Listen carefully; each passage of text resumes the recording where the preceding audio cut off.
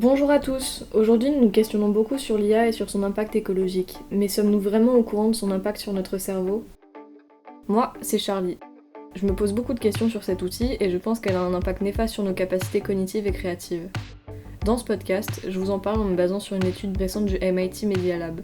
L'étude interroge les effets de l'IA lorsqu'on s'en sert souvent ou pour faire le travail à sa place.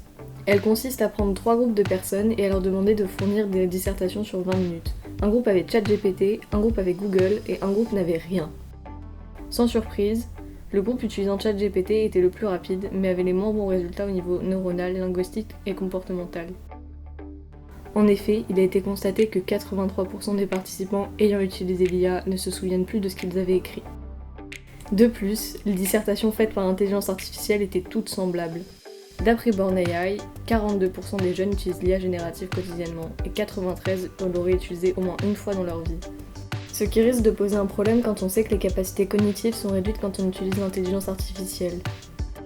Les jeunes sont le plus touchés et risquent de perdre petit à petit leur autonomie et leur esprit critique, car en effet, elle a tendance à ne pas vérifier ses sources et à ne jamais contredire son interlocuteur.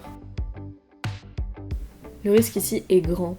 Si les jeunes ne sont plus capables de se souvenir de leurs cours sans ChatGPT, ils sont en train de créer une dépendance avec une intelligence artificielle pas vraiment intelligente et très coûteuse en ressources.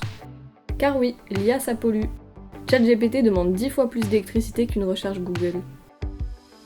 En 2025, elle a consommé plus d'eau que l'industrie mondiale de l'eau en bouteille. Elle coûte aussi très cher en ressources car pour créer ne serait-ce qu'un ordinateur, il faut des métaux rares extraits dans des conditions peu écologiques et rarement éthiques. On peut aussi mentionner le nombre de métiers qu'elle peut remplacer. Elle pourrait remplacer les graphistes, les journalistes, les écrivains, les interprètes et les traducteurs. C'est une centaine de métiers qu'elle pourrait remplacer. Non seulement c'est un désastre écologique, mais elle pourrait très bien aussi causer un désastre économique. Finalement, est-ce que ça vaut vraiment la peine d'utiliser l'IA quand on sait qu'elle rend malade la planète et qu'elle nous rend bêtes? Peut-être que vous y penserez avant de poser votre question à l'IA. Merci de m'avoir écouté, c'était Charlie sur le 1330, à la prochaine.